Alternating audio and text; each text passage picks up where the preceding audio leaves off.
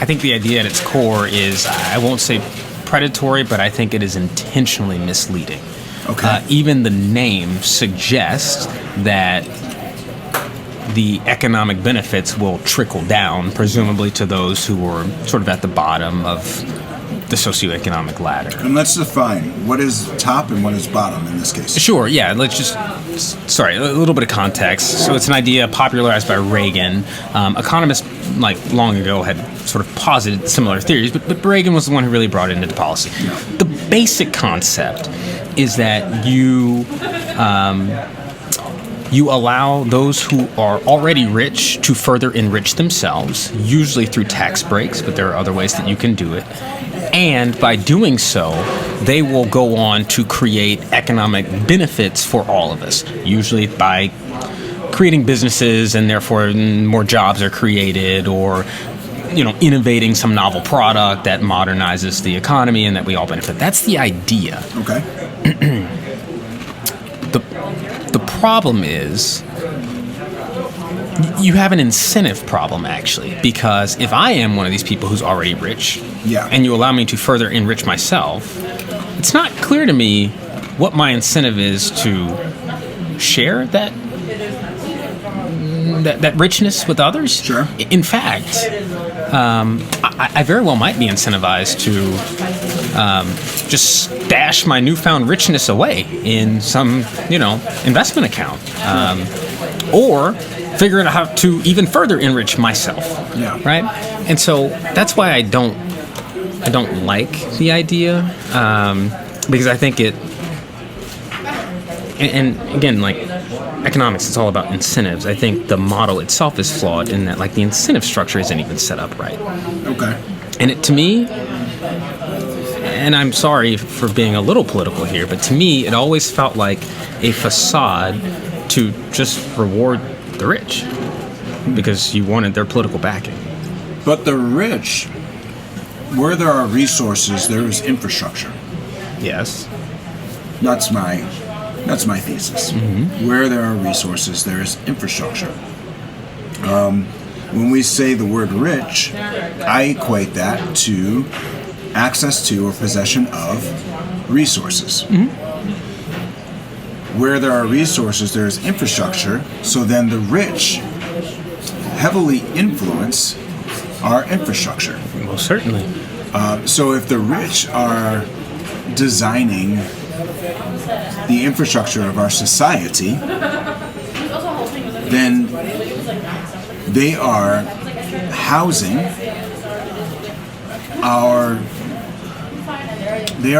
our environment of citizenship, meaning they are providing a roof under which we are able to reside. Yes. And so I'm curious if we now bring back in the happy illusion of childhood. There you had parents, you had a structure that had provided resources so that you could just play video games, and that was enough.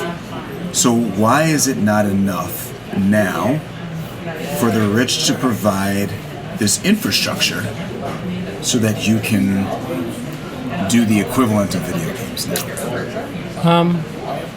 Does that make sense? It does make sense. To me, there's a difference, and I think it's fundamental. What was provided by my family sort of umbrella was always intended with my benefit in mind. It was always intended, like, for the ultimate betterment of me. Okay. There was, like, I'll put it this way: it was not just like in economics we call it like a positive external effect or a positive spillover effect. It's not just a positive spillover that, oh, my dad happened to buy a nice house and, like, I guess Caleb can live here. That's like, no, it was like with intention. Like, we want a house that the whole family can reside in and be comfortable in. Gotcha. Whereas I think in the scenario that you've described, where the sort of and maybe rich isn't precise enough, so I'll use the word capitalist because I like your idea about, like, the possession of and access to resources, Yes. we would just call that a capitalist, right? Sure. So that the capitalist, oh man, we're like 2 steps away from getting a Marx here, right? That the capitalist, in pursuit of their own benefit, happens to create things that are beneficial and ultimately provide an umbrella to the rest of us. That is, a positive spillover, but it wasn't for us. And to me, that difference is fundamental, because if there ever comes a point where the system no longer works for those who are sort of just under the umbrella, those who are sort of enjoying the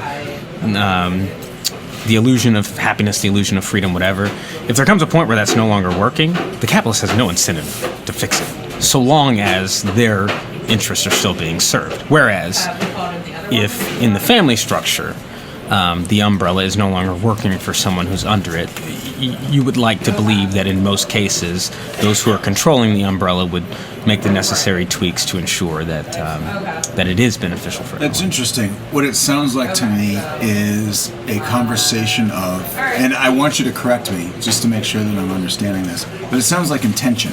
Yes. And I could see that in, it sounds like you've got a background in economics, which is great. That economics is interesting because it seems like, I don't know if it's a happy marriage, but it's definitely, a late night at prom between statistics and sociology. And I don't know. That's a good way to put it. Right? Like, who knows if there's buyer's remorse the next day, but, prom happens. You know what I mean? So,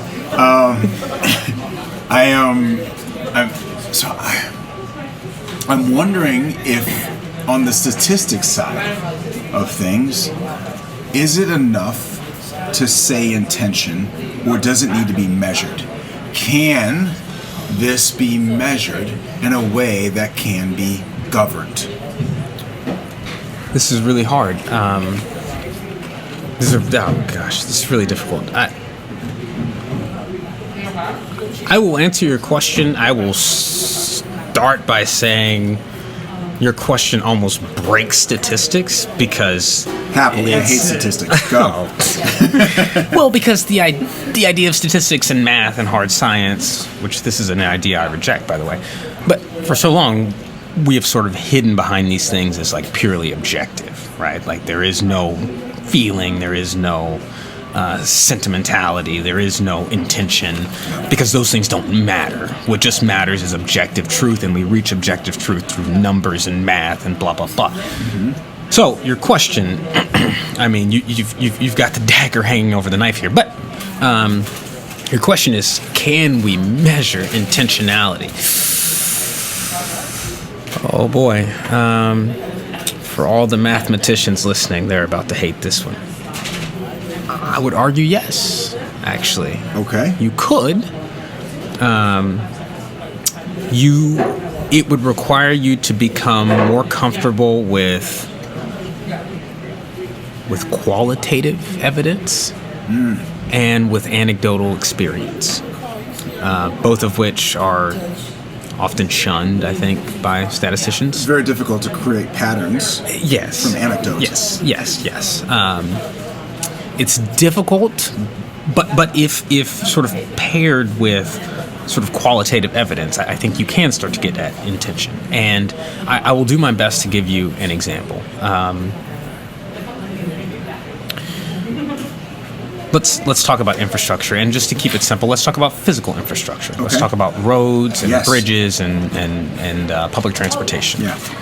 Which obviously some of these things are government funded, at least in part, but almost always a private-public partnership. There's almost always a private entity that is benefiting from a road being built. Yes.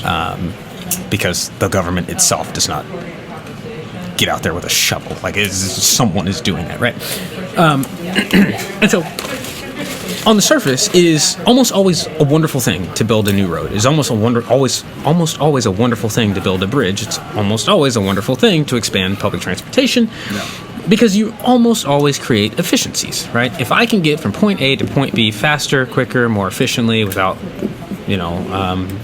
with less risk. That's good. That's great. We love that.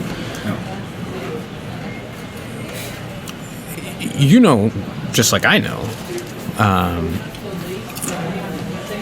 that I would say from the late 40s, certainly 50s, certainly 60s, into the 70s, as our physical infrastructure was expanding in wonderful, wonderful ways,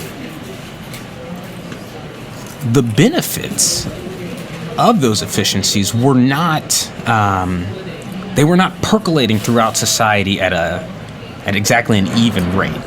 And what we found by the 80s and 90s was that we had communities, like entire communities, that somehow were not benefiting at all, or basically not at all, from this like massive expansion of highways and roads and like, how can that be? How can that be? That shouldn't be possible. And by the way, like, I'm sorry, I know I said I'd talk about physical infrastructure, but this is important too. Like, physical infrastructure also attracts businesses, right? It attracts firms and these sorts of things, right? So as we expanded our physical infrastructure, you had all sorts of businesses pop up. But I'm going to talk about like restaurants, like food industry stuff. Okay. How could it be then that as the country, like the numbers would tell you, like the country as a whole is benefiting from far greater efficiencies? There's wonderful spillover even into our labor market now. You know, a commute that used to take you 2 hours maybe only takes you 30 minutes now. That's awesome. That's a great thing. Way better access to food. There are communities that once, had to travel quite a ways to get to a grocery store. Now there's a Whole Foods right down the road. Right, a reduction or elimination of food deserts. And yet there were food deserts. Interesting. And these food deserts happen to cluster around lower socioeconomic neighborhoods and or minority neighborhoods, ethnically minority neighborhoods. Can that be proven with statistics? Can that be proven with numbers? Can that be measured? Or is that your perception? No, it is not my perception. There has been great research on this, but again, I open by saying you've got to become comfortable with qualitative evidence. What's qualitative about numbers of families that are part of a certain demography experiencing a certain thing? What's qualitative about that when we're looking at numbers of a particular demographic? The problem is that in this actually specific instance, the quantitative methodology that we have just isn't particularly well suited to answer this question because it was not all, it was not all, lower socioeconomic neighborhoods. It was not all black neighborhoods. It was not all brown neighborhoods. And so, I need you to define all, because there are two ways, I believe there are at least two ways a mind can go. One can go, they weren't all, meaning there were some black neighborhoods that were like the Huxtables and Cosby. That's exactly right. There's another way to go, though, in saying that some of these neighborhoods were mixed. And so in these mixed environments, white and black or Latino or any kind of demography that would come in could disrupt that because it wasn't all this. This is where we talk about something that is homogenous versus otherwise. Or are we just talking about a limited demography, a limited population? Two different ways. Yeah, it's extremely insightful. Both of those actually created statistical problems. Please say more. Perhaps the mixed, ethnically mixed neighborhood one is sort of easier to understand.